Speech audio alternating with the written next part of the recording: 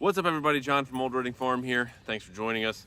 In today's video, I'm going to tell you why I decided to buy the Woodland Mills HM136 Max sawmill over my Woodland Mills HM122 sawmill.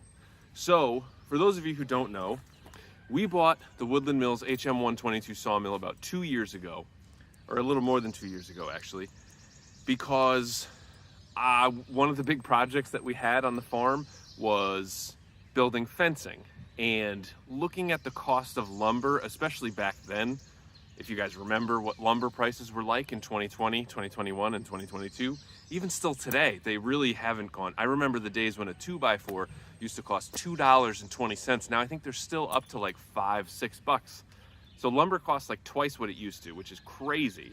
I mean, sheet of OSB used to be $8. Now it's still like $30. Crazy. But anyway, so I was looking at the price of just the raw lumber, not the concrete, not the labor, not the screws, nothing. Just the raw lumber was going to cost somewhere in the neighborhood of $5,000 to fence in one area. And so looking at that, I was like, we got all these trees here. We have 30 acres here. Let's get a sawmill for less than that, and we'll be able to make it happen. So I think when we bought the 122, the total cost was like $3,500.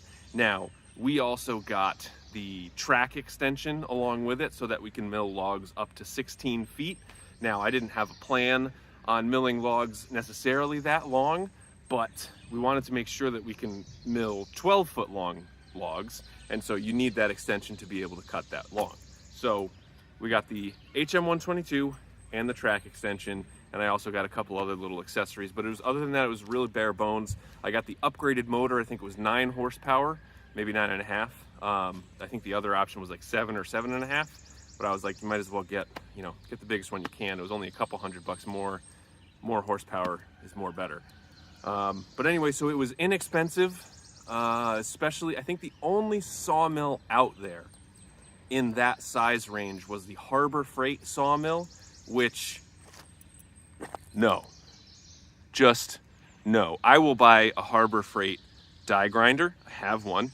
I will buy a Harbor Freight chainsaw sharpener, which I have.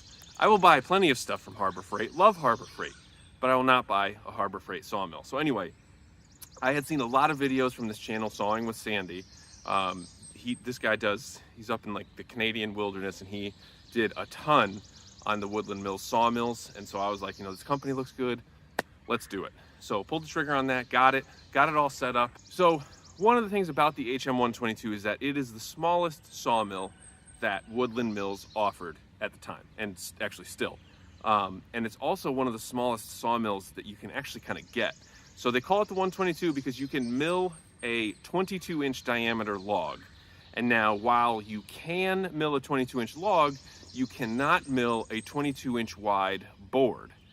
And that is because the space between the guides, which are the pieces that hold the base.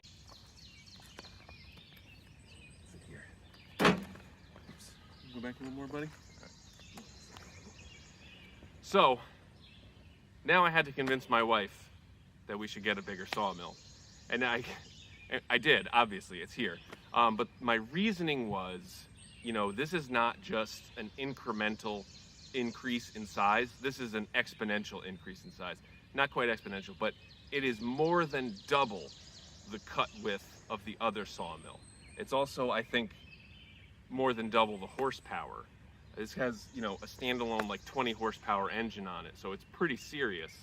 And this has a 36-inch maximum width cut. So not only can I cut a 36-inch diameter log, I can cut a 36-inch wide board, which is gigantic. And so what this also allowed me to do was I can now take a big log, and that log can now become anything. I can break that down and I can make some chainsaw carving blanks for myself. I can also break it down and I can make, fence rails. I can make the fence posts, and, in getting the bigger logs, you can get more yield out of them while creating a similar amount of waste. Like you'll sort of see, I have some slabs back here that I just don't really know what to do with. Some of them I can use for carving, some of them I can't. And since a lot of what I do now is pine, people don't want it to burn. Otherwise, I would just give it away for free, but people just don't want it. So the options are like unlimited now. And so like the other day when I was trying to figure out how to finish our fence in time, I could mill one log and get like 12 4x4s out of it. I think even more than that. I think I got like 18. It was wild. You know, you take one big log and you can mill so much out of it. And you know, the time that it takes to mill a large log versus that of a small log is not that much different, because the process is sort of the same. So you put the log on the bunks, you cut the top cut off to get a flat piece, then you roll it over 180 degrees so the flat piece is on the bunks.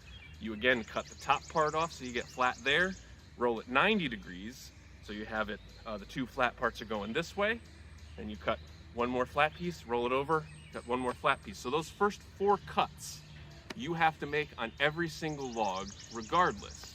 So if you cut 4x4s out of a log and you have to do 2 logs, you're already doing, you know, twice as much work just at the beginning. But so if you can do those first 4 cuts and then go down, it makes the work so much faster.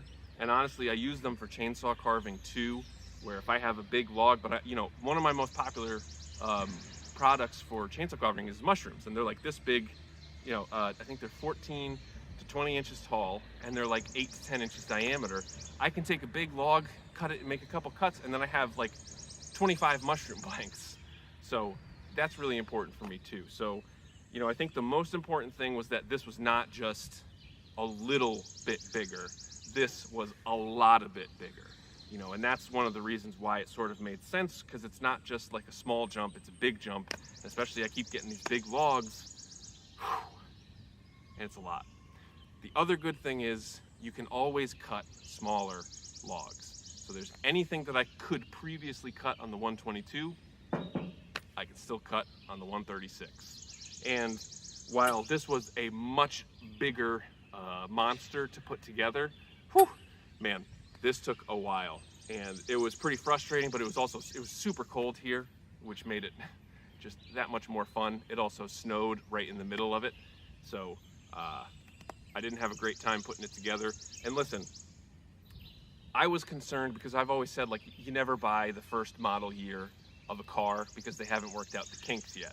I was confident in buying the first model year of this sawmill because of the hard work and like the great customer service that Woodland Mills always put out there. And I am not sponsored by them.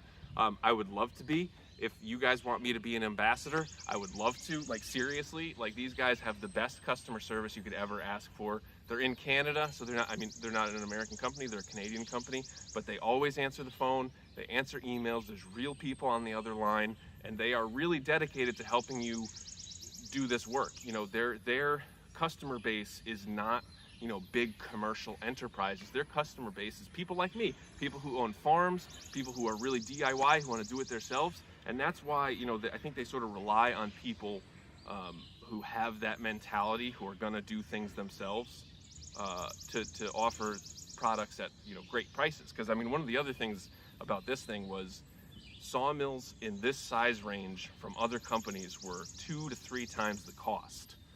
And part of that is you have a lot more putting together to do on your end. You know, some assembly required, but you know, they are there to help at every step of the way. And you get to talk to like the real people who put these things together. It's great. Again, love you guys.